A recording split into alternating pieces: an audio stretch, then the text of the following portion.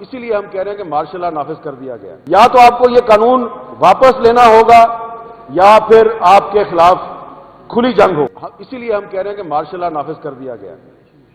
اس سے کیا ہوگا کہ جب پارلیمنٹ کی بھی کوئی اہمیت نہیں رہے گی اس ملک میں، جب جوڈیشری بھی کمپرومائز ہو گئی، ٹھیک ہے جی، اور جمہوریت اور آئین سے بھی اعتبار اٹھ گیا کیونکہ غیر آئینی قانون ہے، تو پھر کیا ہوگا؟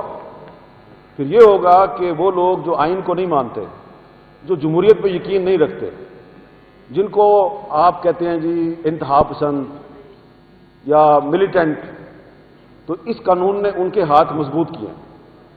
اور اس قانون سے پاکستان میں نفرتیں بڑھیں گی، اس قانون سے پاکستان میں انتہا پسندی بڑھے گی، جمہوریت اور آئین سے لوگوں کا اعتماد اٹھے گا، اور جس معاشرے میں جمہوریت اور آئین سے عام آدمی کا اعتماد اڑ جاتا ہے تو آپ اس معاشرے کو خانہ جنگی کی طرف دھکیل دیتے ہیں. تو یہ قانون جو ہے یہ پاکستان کو خانہ جنگی کی طرف دھکیل رہا ہے. بظاہر آپ کہتے ہیں کہ ہم نے تو فیک نیوز کے خلاف ایک قانون بنایا. یہ آپ نے فیک نیوز کے خلاف قانون نہیں بنایا، یہ آپ نے پاکستان کے آزاد صحافیوں اور اپوزیشن کے خلاف قانون بنایا ہے. آپ کا ٹارگٹ اپوزیشن کی ایک پارٹی یا دو تین پارٹیاں ہو سکتی ہیں، لیکن اس چکر میں آپ نے پورے پاکستان کو ٹارگٹ بنا لیا. تو اس لیے یہ قانون اور اسلامک ریپبلک آف پاکستان کی ناٹ کو ایگزسٹ، یہ ساتھ ساتھ نہیں چل سکتے. یا تو آپ کو یہ قانون واپس لینا ہوگا یا پھر آپ کے خلاف کھلی جنگ ہو. صرف یہ عرض کرنا ہے کہ یہ جو قانون آیا ہے پیکا ترمیمی بل 2025، اگر آپ نے یقیناً یہ قانون پڑھا ہوگا لیکن پارلیمنٹ میں تو یہ بغیر بحث کے منظور ہو گیا، تو پارلیمنٹ میں تو بحث نہیں ہوئی، تو علامہ ناصر عباس صاحب سینیٹر ہیں، اگر وہ اس کو پڑھیں، جناب اچکزئی صاحب، مولانا صاحب، اور خاص طور پہ میرا بھائی دنیش کمار، وہ اس کو غور سے پڑھیں اگر، تو آپ کو پتہ چلے گا کہ اس قانون کے ذریعے پاکستان میں انڈائریکٹ نہیں ڈائریکٹ مارشل لا نافذ کر دیا گیا. اب اس کی نامنظور ماشاء اللہ، نامنظور ماشاء اللہ، نامنظور ماشاء اللہ، نامنظور ماشاء اللہ، نامنظور. میں صرف زیادہ وقت نہیں لوں گا، صرف میں بتانا چاہتا ہوں کہ کیوں ہم یہ کہہ رہے ہیں کہ مارشل لا نافذ ہو گیا ہے.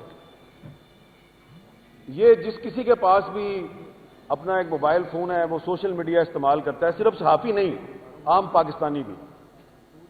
تو یہ جو نیا قانون ہے، اس قانون کے تحت انہوں نے ایک نئی ریگولیٹری اتھارٹی بنائی ہے.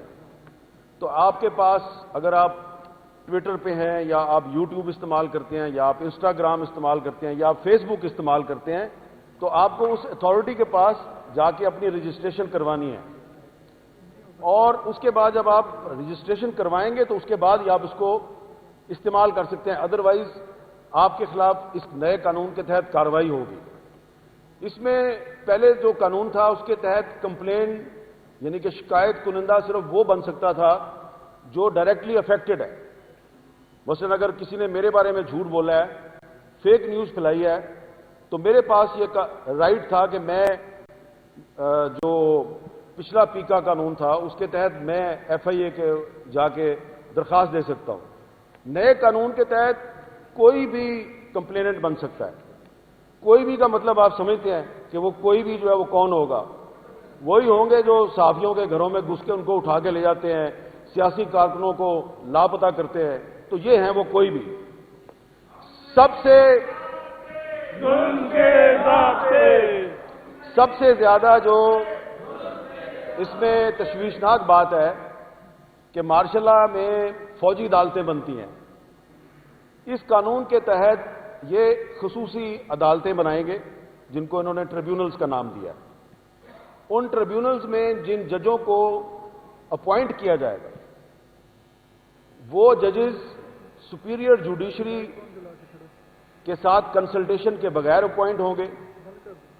یعنی کہ جو آئین کا آرٹیکل 175 ہے جو کہ ججز کی اپوائنٹمنٹ کا ایک طریقہ کار آپ کو بتاتا ہے، اس کی وائلیشن ہوگی. اور وہ ایسے جج ہوں گے کہ حکومت اگر ان سے غیر مطمئن ہے فیڈرل گورنمنٹ تو کسی بھی وقت اس جج کو اس کی نوکری سے فارغ کیا جا سکتا ہے، کیونکہ وہ 175 کے تحت اپوائنٹمنٹ نہیں ہوئی تو جس طرح ججز کو ریموو کرنے کا ایک آئینی طریقہ کار ہے وہ اس طرح سے ریموو نہیں ہوں گے۔ فیڈرل گورنمنٹ ہی ان کی اپوائنٹنگ اتھارٹی ہے، اور اگر کسی جج صاحب نے حکومت کی مرضی کا فیصلہ نہیں دیا تو حکومت اس کو فارغ کر دے گی۔ تو یہ قانون جو ہے یہ صرف عام پاکستانیوں اور صحافیوں کے خلاف استعمال نہیں ہوگا، بلکہ اس قانون کے ذریعے ایک پیرلل جوڈیشری قائم کر دی گئی ہے، اسپیشل کورٹس جن کو انہوں نے ٹریبیونلز کا نام دیا ہے۔ تو اب اس قانون کو مختلف ہائی کورٹس میں بھی چیلنج کیا گیا ہے، ایک درخواست سپریم کورٹ میں بھی ہے، لیکن لگتا یہ ہے کہ عدالت سے شاید ہمیں انصاف نہ ملے۔ تو اگر عدالت سے انصاف ملنے کی ہمیں امید بہت کم ہے تو اس لیے پھر ہم جو ہے وہ پبلک فورمز پہ جا کے اس قانون کی مذمت کر رہے ہیں، اور ہم چاہتے ہیں کہ اس قانون کے خلاف پارلیمنٹ کے اندر اور پارلیمنٹ کے باہر ایک منظم تحریک چلائی جائے، کیونکہ یہ جو قانون ہے یہ نہ صرف یہ کہ آئین پاکستان کے بہت سے جو آرٹیکلز ہیں اس کی خلاف ورزی ہے، بلکہ یہ پارلیمنٹ کی بھی توہین ہے، کیونکہ پارلیمنٹ میں بغیر بحث کے اس کو منظور کیا گیا۔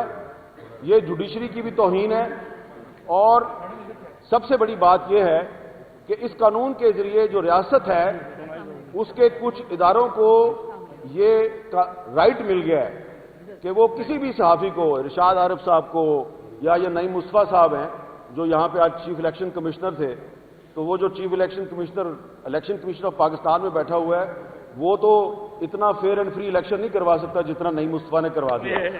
تو یہ نعیم مصطفیٰ صاحب جو ہیں یہ ان کو بھی اس قانون کے تحت سزا دی جا سکتی ہے۔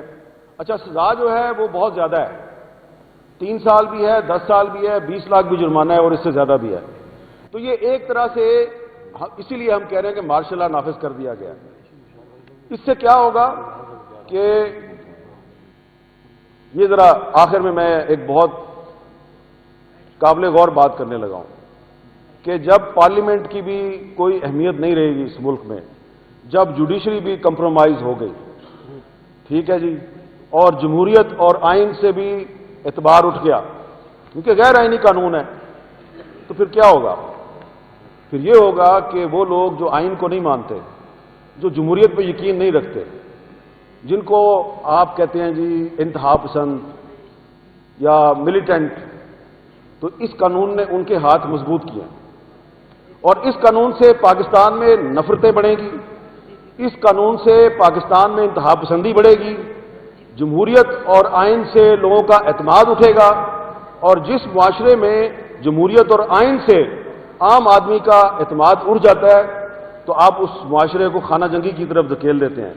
تو یہ قانون جو ہے یہ پاکستان کو خانہ جنگی کی طرف دھکیل رہا ہے۔ بظاہر آپ کہتے ہیں کہ ہم نے تو فیک نیوز کے خلاف ایک قانون بنایا، یہ آپ نے فیک نیوز کے خلاف قانون نہیں بنایا، یہ آپ نے پاکستان کے آزاد صحافیوں اور اپوزیشن کے خلاف قانون بنایا ہے۔